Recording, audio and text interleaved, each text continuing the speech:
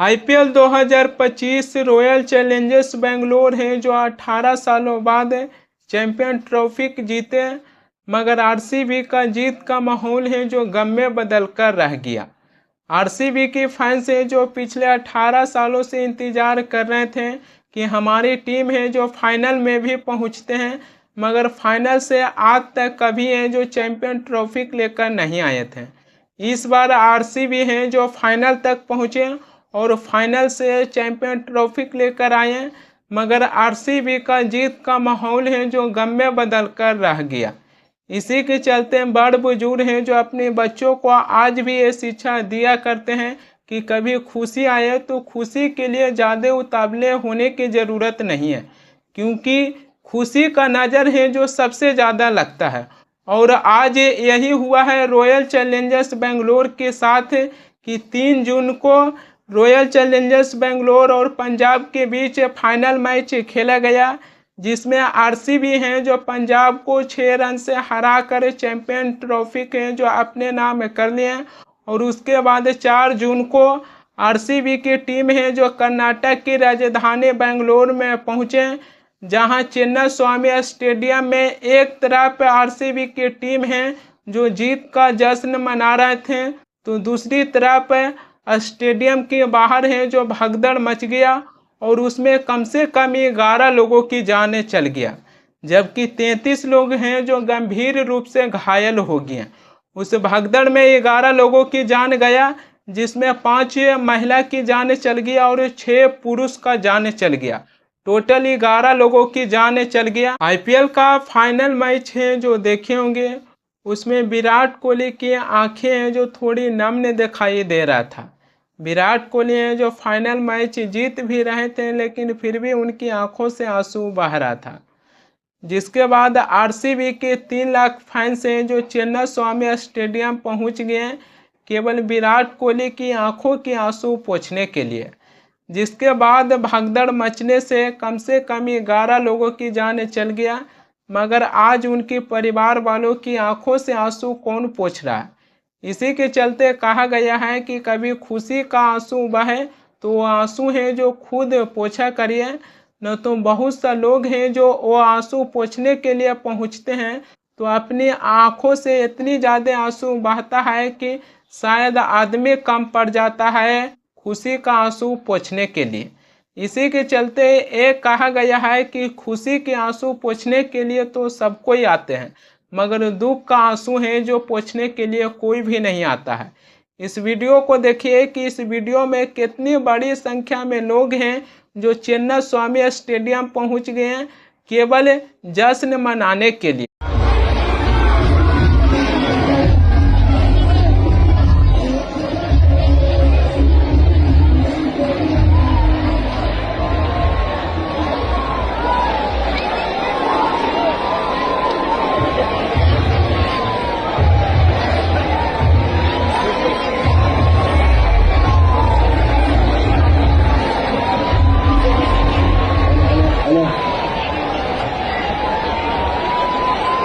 लेकिन अब सवाल वहीं पर ही आ जाती है कि इतनी बड़ी संख्या में आरसीबी के फैंस हैं जो चिन्ना स्वामी स्टेडियम है जो क्यों पहुंच गए हैं।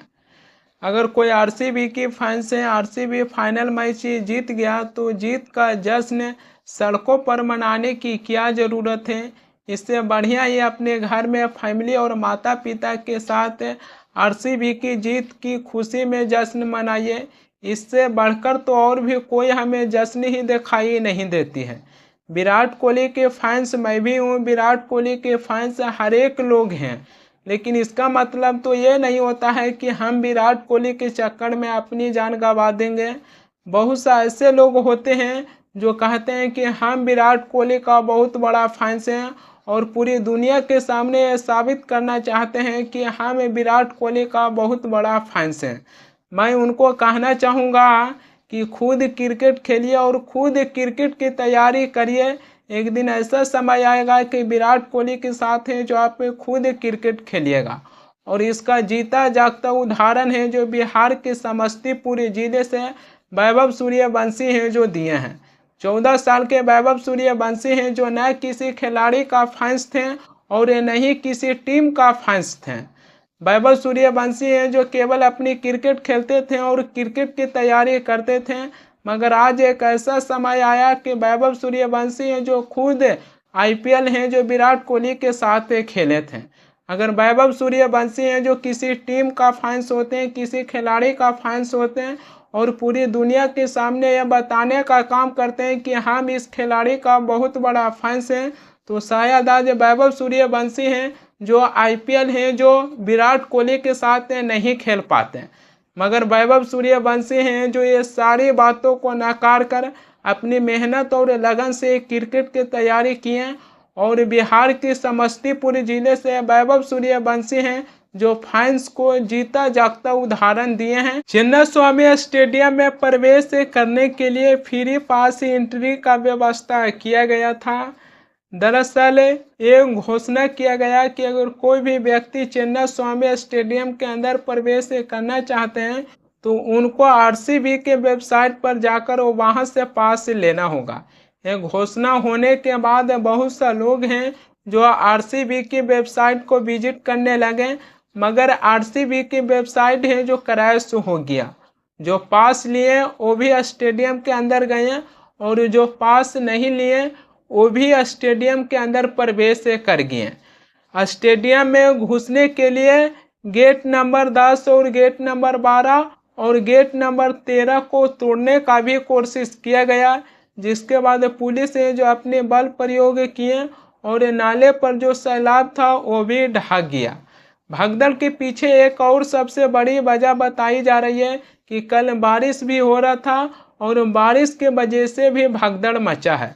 फिर उसके बाद दोपहर के 3:30 बजा और 3:30 बजे है जो और भी ज़्यादा भीड़ इकट्ठा हो गया। भीड़ को देखते हुए स्टेडियम में घुसने वाले जितने भी गेट था सारी गेट को बंद कर दिया गया। जो व्यक्ति पास लिए थे वो भी स्टेडियम के अंदर प्रवेश नहीं कर पाए। गेट नंबर 10 के पास और भी ज़्यादा स्थिति है जो खराब हो गया। उसी को देखते हुए पुलिस ने जो कुछ महिला और कुछ बच्चों को धक्का दिए, जिसमें महिला है जो बेहोश हो गई।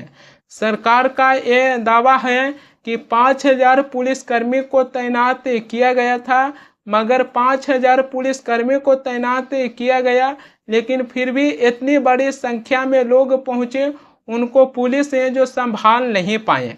कुछ ऐसे मीडिया रिपोर्ट से जो ये भी दावा कर रहे हैं कि पुलिस ने जो पिछले 36 घंटा से अपनी ड्यूटी निभा रहे थे।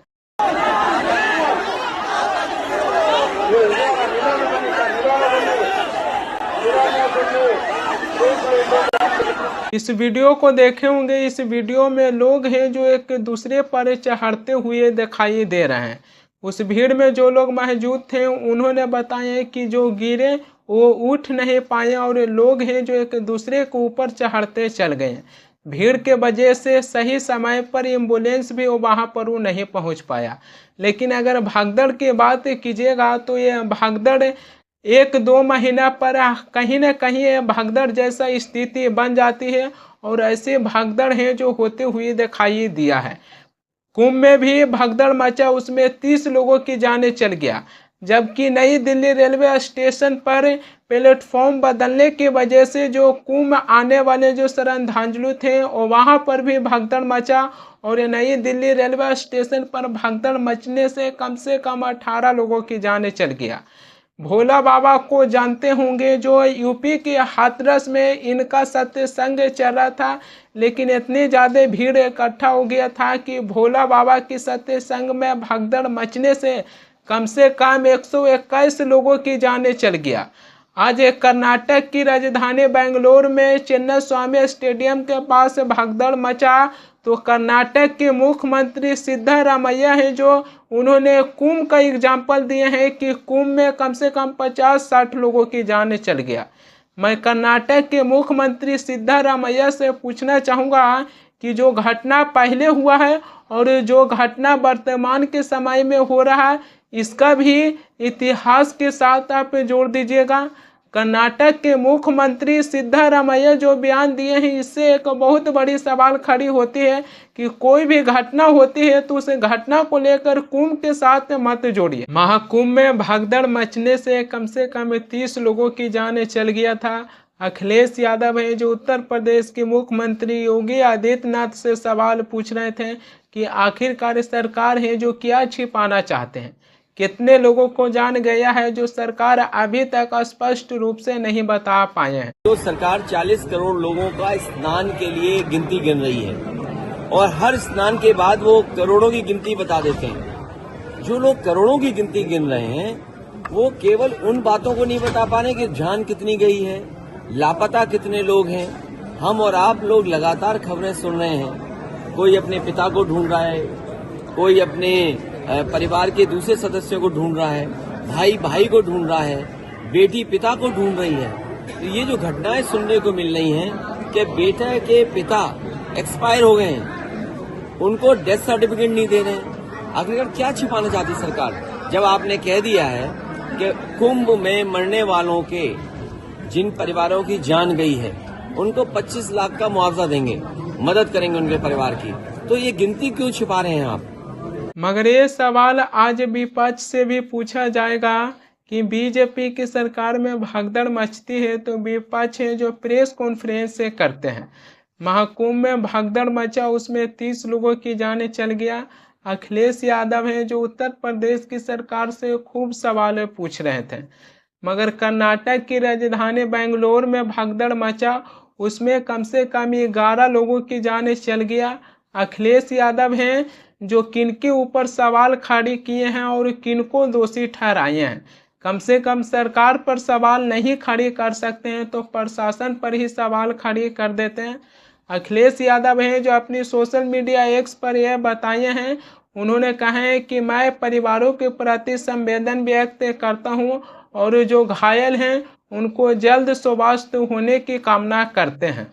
अखिलेश यादव हैं जो सोशल मीडिया एक्स पर ये लिखे हैं, न सरकार पर सवाल खड़े किए हैं न प्रशासन पर सवाल खड़े किए हैं।